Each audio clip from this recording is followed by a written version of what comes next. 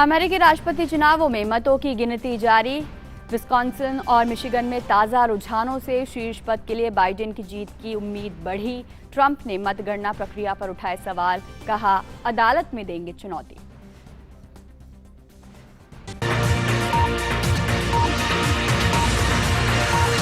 बिहार विधानसभा चुनाव के लिए आज शाम थमेगा प्रचार। अंतिम चरण के लिए 7 नवंबर को 15 जिलों के 78 विधानसभा क्षेत्रों में मतदान होगा। 10 नवंबर को आएंगे नतीजे।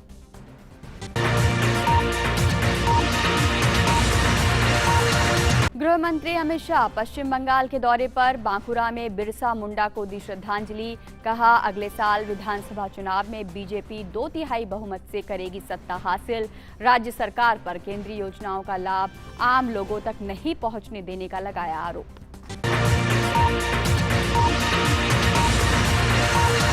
पर्यावरण मंत्री प्रकाश जावड़ेकर ने सीईओ फोरम की दूसरी बैठक की अध्यक्षता की। कहा जलवायु परिवर्तन के मामले पर भारत ने किया उम्दा प्रदर्शन। पर्यावरण अनुकूल व्यवस्था के लिए विकासशील देशों को मदद देने पर दिया जोर।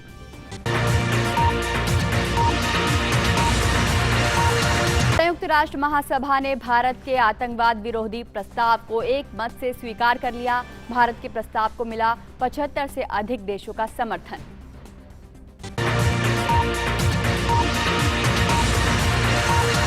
प्रधानमंत्री Narendra Modi virtual global investor round table की करेंगे अध्यक्षता। सम्मेलन में प्रमुख सॉवरेन वेल्थ और पेंशन फंड के अलावा दुनिया के कई देशों के निवेशक भी कार्यक्रम में लेंगे हिस्सा।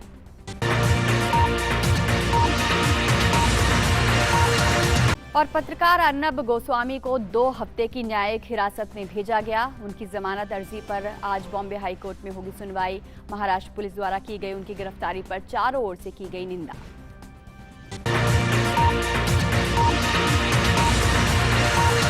संयुक्त राष्ट्र में भारत के स्थायी प्रतिनिधि टीएस तिरुमूर्ति ने कल कहा कि आतंकवाद के मुद्दे पर भारत का वार्षिक प्रस्ताव 75 देशों द्वारा सह प्रायोजित था और संयुक्त राष्ट्र महासभा की पहली समिति में सर्वसम्मति से अपनाया गया। एक ट्वीट में तिरुमूर्ति ने इसकी जानकारी दी। भारत सीमा पार राज्य प्रायोजित आतंकवाद का शिकार रहा है। आतंकी समूहों द्वारा विनाशकारी हथियारों के अधिग्रहण से अंतर्राष्ट्रीय शांति और सुरक्षा के खतरे को उजागर करने में भारत हमेशा से ही अग्रणी रहा है।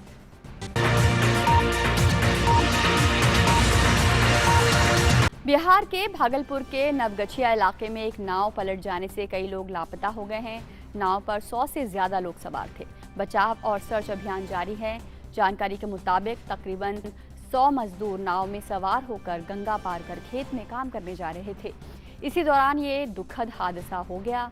फिलहाल घायल मजदूरों को गोपालपुर अस्पताल में उनका इलाज चल रहा है। घटना की जानकारी मिलने के बाद राहत और बचाव कार्य शुरू कर दिए गए हैं।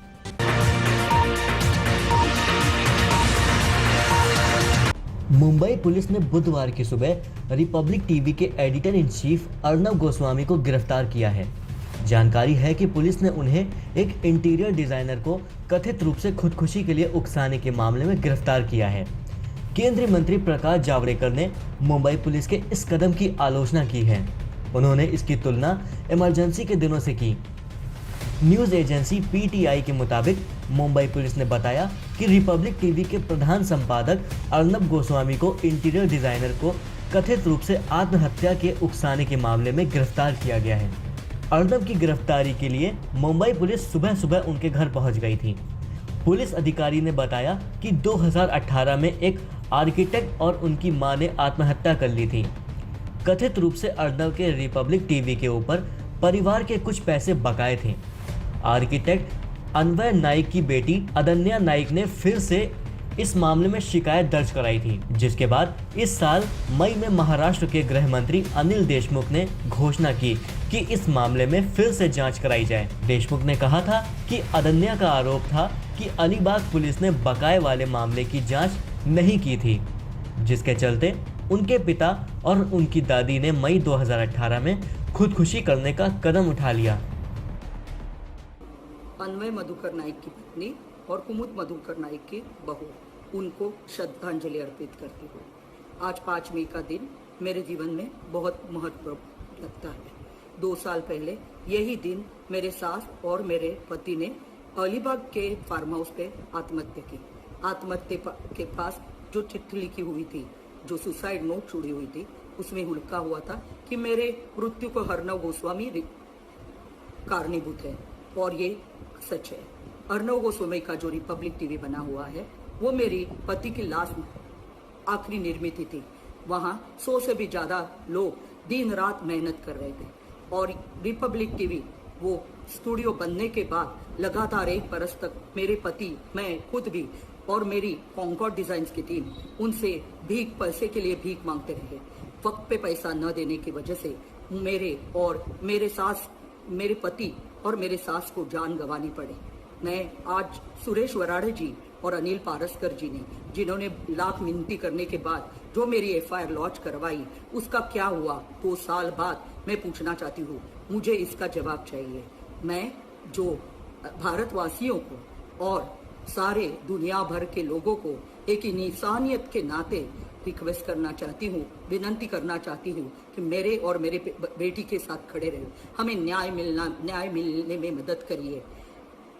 और अगर मुझे और मेरी बेटी को आज कुछ हो जाता है तो उसके लिए सिर्फ अर्नव गोस्वामी जी ही रिस्पॉन्सिबल रहेंगे, जिम्मेदार रहेंगे।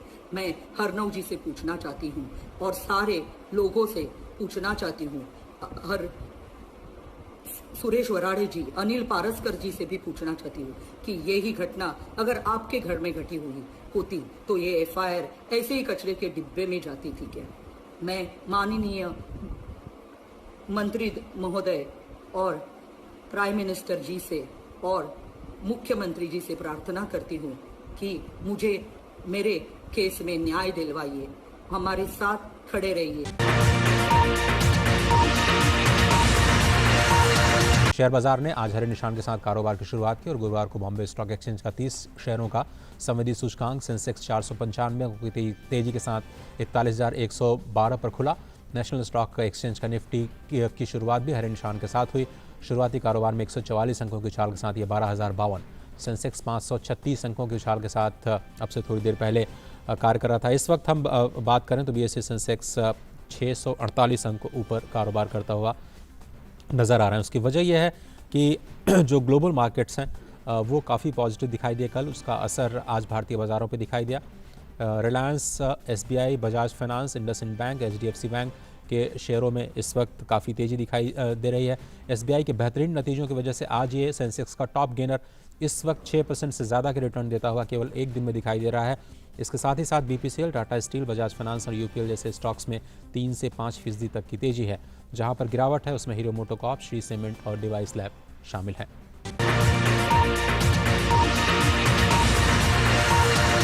महाराष्ट्र के नंदुरबार में करोड़ों रुपए की लागत से आंखों का अस्पताल शुरू किया गया है। इस अस्पताल में अत्याधुनिक मशीनों के साथ अच्छे स्पेशलिस्ट डॉक्टर से आंखों का मोतियाबिंद का फ्री ऑपरेशन करवा सकते हैं।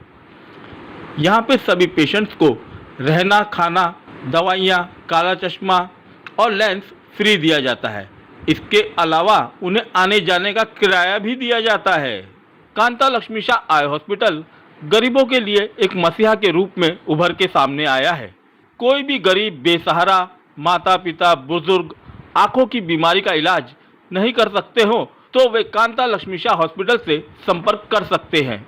इनका फ़ोन नंबर है 9421517564, 9049121564। डॉक्टर जायसवाल धुलिया का ये फ़ोन नंबर है। कांता लक्ष्मी शाह हॉस्पिटल, होले तरफे हवेली, शहादा बाईपास रोड, नंदुरबार, महाराष्ट्र। शायद मुंबई न्यूज़ की इस खबर से कुछ गरीब लोगों को राहत और सहारा मिल जाए और वो अपना इलाज फ्री में करवा पाए।